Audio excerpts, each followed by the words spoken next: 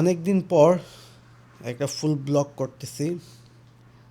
আমার যে হোটেলের ব্যাকগ্রাউন্ড দেখে বুঝতে পারতেছেন আমি আমার বাংলাদেশে নেই। আমি এই মুহূর্তে আছি জেদ্দায়। বাট এই জেদ্দায় আসার পিছনে অনেক কাঠখড় পোড়াইতে হয়েছে। বাট আমার কিন্তু হোটেলে থাকার কথা না। ইভেন আমি সৌদির ভিসা নিয়ে এখন জেদ্দাতে আছি। কেন কী কারণে এগুলো ঘটলো তার পিছনে কিছু ঘটনা আছে। সেই ঘটনাটার মেইন কারণ হচ্ছে ইরাক এবং ইসরায়েলের যে যুদ্ধটা, সেই যুদ্ধের কারণে মিডল ইস্টের অনেকগুলো ফ্লাইট ক্যান্সেল হয়ে গেছে।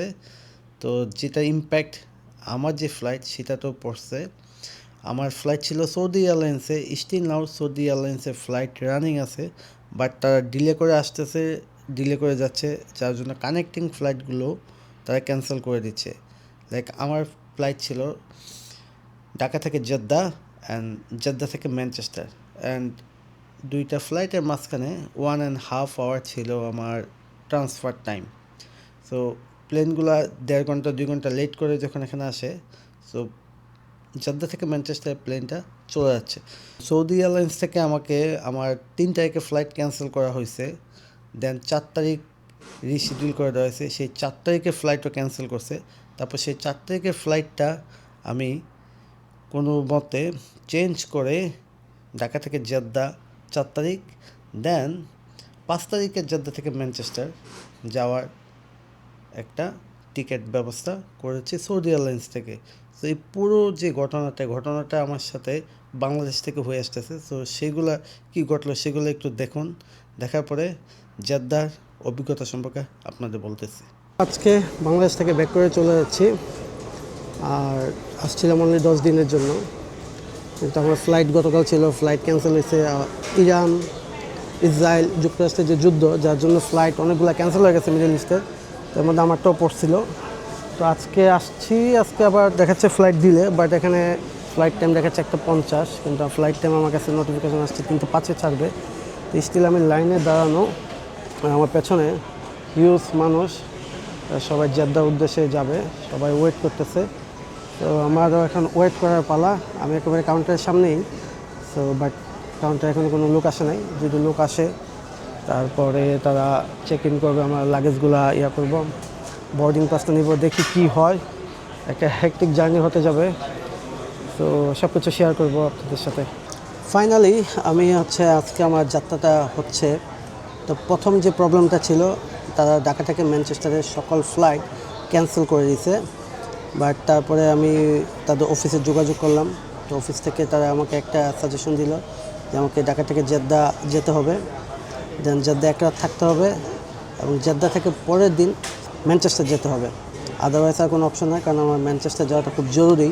কিন্তু সৌদি এয়ারলাইন্স এই হ্যাপেনটা যে হয়েছে, এটার জন্য তারা নর্মালি অন্যান্য এয়ারলাইন্স যেটা করে যে হোটেল কস্টটা তারা বেয়ার করে, বাট তারা বলছে যে এটা আমাকে নিজেই বেয়ার করতে হবে। কারণ হচ্ছে অনেকগুলো flight cancelled, Sharjah, Dubai, Oman, Abu Dhabi, অনেকগুলো ফ্লাইটে ক্যান্সেল, ইমিরেটসের ফ্লাইট ক্যান্সেল, যার জন্য এই সুযোগটা সৌদি এয়ারলাইন্স নিয়েছে। তারপর বাধ্য হয়ে আমাকে এটা করে নিতে হয়েছে, কারণ আমাকে সৌদির ভিসা নিতে হবে। যেহেতু আমার ইউকে ভিসা আছে, আমি অনারেবল ভিসা নিতে পারবো, তো ভিসাও নিতে হবে, তারপর আমাকে হোটেলে থাকতে হবে। সো মোটামুটি একটা হ্যাসেল যাচ্ছে, দেখি কি হয়। অলরেডি প্লেনটা চলে আসছে, যদি প্লেনটাকে দেখায় আপনারা আমার পেছনেই, এই যে প্লেনটা অলরেডি চলে আসছে। এই প্লেনটা ডিলে করে আসছে, যার জন্য আমার ফ্লাইটটা ডিলে। যদি এটা ডিলে করে না আসতো তাহলে কিন্তু আমি আজকেই ম্যানচেস্টার যেতে পারতাম। সো জেদ্দাতে এক রাত থাকা হবে, তো সব কিছু শেয়ার করবো। জেদ্দা পর্যন্ত গিয়ে ভিসা নেওয়া এক্সপিরিয়েন্স সব কিছুই শেয়ার করবো। সো এখন অপেক্ষার পালা, অপেক্ষা করতে থাকি। প্লেনের টাইমিং ছিল 1:50, ডিলে করেছিল 3:05, 3:05 প্লেন ছাড়া নাই, এখন অলমোস্ট বাজে 4টা। তো 4টা বাজে আমরা বোর্ডিংয়ের লাইনে দাঁড়াইলাম, এখন দাঁড়াচ্ছি। Please please sir please. Thank you. তো এখন অবশেষে লাইনে দাঁড়াবো, আমার জোন 4-এর টিকিট, সব শেষে যাত্রী। আস্তে ধীরে দেখি কয়টার দিকে আমরা প্লেনটা ছাড়ে সেটা আপনাদের আপডেট জানাবো।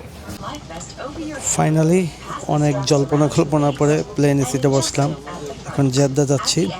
তো জেদ্দা গিয়ে যে ভিসা নেওয়ার এক্সপিরিয়েন্স সেগুলো শেয়ার করব, একেবারে হোটেল নেওয়ার এক্সপিরিয়েন্স সেটাও শেয়ার করব। আর অলরেডি প্লেনটা মুভ করা শুরু করছে। ফাইনালি 1 ঘন্টা পরে 4:05 প্লেনটা তার যাত্রা শুরু করলো। আই হোপ ইনশাল্লাহ জার্নিটা ভালো হবে, বাট অনেক প্যারা হয়ে যাচ্ছে। তো আমার এই এক্সপিরিয়েন্সটা শেয়ার করতেছি যেন ভবিষ্যতে আপনারা এরকম কোনো ঝামেলা পড়লে এই ঝামেলাগুলো কীভাবে রিকভার করবেন, কীভাবে এই ঝামেলা থেকে নিজেকে দূরে রাখতে পারবেন, সেই বিষয়টাই শেয়ার করার জন্য এই ব্লগটা করা। ফ্লাইটটা মোটামুটি 1 ঘন্টা লেট করে 8:30 বাজে ল্যান্ড করছে। তো ফাইনালি জেদ্দাতে আসতে পারছি। আর জেদ্দাতে এসে আমি অনারেবল ভিসা নিচ্ছি। অনেকে যাদের ইউকে ভিসা আছে, বর্তমানে ইউকে ই ভিসা ইস্যু করে। সো অনেকে জানতে চায় যে ই ভিসা থাকলে মাল্টিপল ভিসা দিবে কিনা 1 বছরে। হ্যাঁ, আপনার যদি ই ভিসাও থাকে জাস্ট তাদেরকে শো করবেন আপনার ই ভিসাটা, দ্যাটস ইট। তারা হচ্ছে আপনাকে 1 বছরের সৌদি আরবের মাল্টিপল এন্ট্রি ভিসা দিয়ে দিবে। তো জাস্ট একটা সিল দিয়ে দেয় আর পাসপোর্টটা এন্ট্রি করে রাখে। তো আপনি যখনই যাবেন জাস্ট পাসপোর্টটা স্ক্যান করবে, এটা তাদের সিস্টেমে করা থাকে। আমার ক্ষেত্রে চার্জ হয়েছে 75 পাউন্ড, যদি সৌদি রিয়ালে বলি সেটা 395 রিয়াল। তো আলহামদুলিল্লাহ ফাইনালি আমি জেদ্দাতে ল্যান্ড করতে পেরেছি। আমার আগামীকালই ফ্লাইট ম্যানচেস্টার উদ্দেশ্যে। তবে যেহেতু 1 বছরের ভিসা পেয়েছি, ইনশাল্লাহ আবার এই পবিত্র নগরী মক্কায় আসব। আর আমার পেছনে খুব অ্যামাজিং একটা সুন্দর জিনিস, সেটা হচ্ছে একটা লাইভ অ্যাকোয়ারিয়াম, এবং এটা জেদ্দা এয়ারপোর্টের একেবারে মাঝখানে। যদি একটু দেখাই, পুরো উপর থেকে নিচ পর্যন্ত পুরোটাই কিন্তু অ্যাকোয়ারিয়াম এবং অনেক বড় বড় মাছ। এটার ভিতরে আপনার যদি মাছগুলো দেখায়, রূপচাঁদা, হাঙর, সব কিছু এক্সোটিক সামুদ্রিক মাছ, বাট খুবই সুন্দর লাগতেছে দেখতে, অসাধারণ। আমি প্রথমে দূর থেকে আর্টিফিশিয়াল ভাবছিলাম, বাট সামনে এসে দেখি যে এটা সম্পূর্ণ রিয়েল। তো এখন আমি আমার হোটেলে যাব, এবং হোটেলে পৌঁছেই এই যে সৌদি এয়ারলাইন্সে আসা জার্নিটা ফিনিশ করবো। বাট এক্সপিরিয়েন্স সৌদি এয়ারলাইন্সে ভালো ছিল না আজকের ফ্লাইটটাতে। তো সবগুলোই হোটেলে গিয়ে শেয়ার করবো এবং তখনই ব্লগটা শেষ করবো। এরপরে আমি ভিতরে একটা অসাধারণ ব্যাপার দেখতে পাচ্ছি। এই যে একজন ড্রাইভার, আর তার নিচে আরেকজন ড্রাইভার, এই দুজন ড্রাইভার হচ্ছে তার ভিতরে যে স্ট্রাকচারটা তৈরি করা, এগুলো ক্লিন করতে। তো এটা বোঝা যায় এটা কতটা যত্নের সহিত এই কাজগুলো করা হয়। তো খুবই এক্সপেন্সিভ। আর এয়ারপোর্টটা কিন্তু খুবই সুন্দর করে সাজানো গোছানো। নাইস।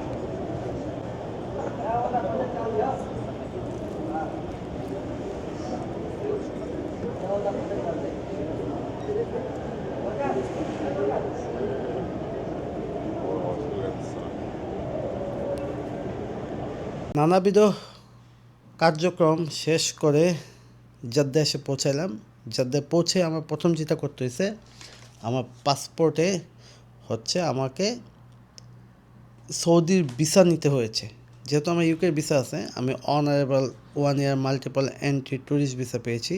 সো ভিসা নিয়ে আমি এখন জেদ্দায় আছি। সো জেদ্দায় আসার পরেই টেম্পারেচারটা সো হাই, 30 ডিগ্রি, বাট টেম্পারেচারটা শরীরে খুব বেশি লাগতেছিল। সো আমি যার জন্য হোটেল রুম থেকে বের হচ্ছি না, একেবারে সন্ধ্যার পরে আই হোপ বের হব। তো প্রথমত যেটা হচ্ছে সৌদি এয়ারলাইন্সের যে সেবার মান, এটা স্যার অ্যাজ এ গ্রাহক আমার কাছে ভালো লাগেনি। কারণ এইরকম যখন কোনো সমস্যা হয়, এই সমস্যাগুলো নর্মালি এয়ারলাইন্স থেকে হোটেল বুকিংয়ের ব্যবস্থাটা করে দেয়। যেহেতু আমার ভিসা নিতে হবে, আমার ভিসাটা আমার কষ্টে নিতাম, বাট আমার ভিসাও নেওয়া লাগতো না যদি সৌদি এয়ারলাইন্স আমাকে এয়ারপোর্টের ভিতরেই থাকার ব্যবস্থা করে দিত। নর্মালি এয়ারপোর্টের ভিতরে তারা থাকার ব্যবস্থা করে থাকে এরকম যখন জটিলতা হয়, বাট তারা সেটা করে না। তারা শুধু রিশিডিউল করে করে আমাকে ফ্লাইট চেঞ্জ করছে এবং ফ্লাইটগুলো ক্যান্সেল করতেছে বারবার। বাট আমার ইউকেতে যাওয়াটা কিন্তু খুবই জরুরি। তো আমি এখন জানি না কি হতে যাচ্ছে। সো সো এই জন্য সৌদি এয়ারলাইন্সের সেবার মানটা নিয়ে আমি আসলে হ্যাপি না, বাট আসার সময় ফ্লাইটটা স্মুথ ছিল, যদিও এখন যুদ্ধের জন্য কিছু বলা যাচ্ছে না।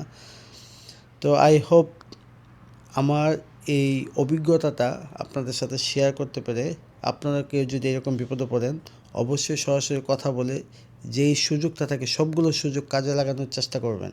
তো আমি আমার সর্বোচ্চ সুযোগ কাজে লাগিয়ে আমি কিন্তু জেদ্দা পর্যন্ত আসছি। এখন আগামীকাল আমার সাথে কি হয়, আগামীকাল আমি অন্য ফ্লাইট, এটা আমার যেটা আমার ফ্লাইট আজকে চলে গেছে, আমি আগামীকাল সিট পাই কি না এটাও একটা দেখার বিষয়। সো সেটার জন্য আমাকে অপেক্ষা করতে হবে, আগামীকালের অভিজ্ঞতার জন্য অপেক্ষা করতে হবে। সো আজকে ব্লগটা এখানে শেষ করতেছি। সো সবাই ভালো থাকবেন, হ্যাপি থাকবেন এবং হ্যাপি ট্রাভেলিং করবেন।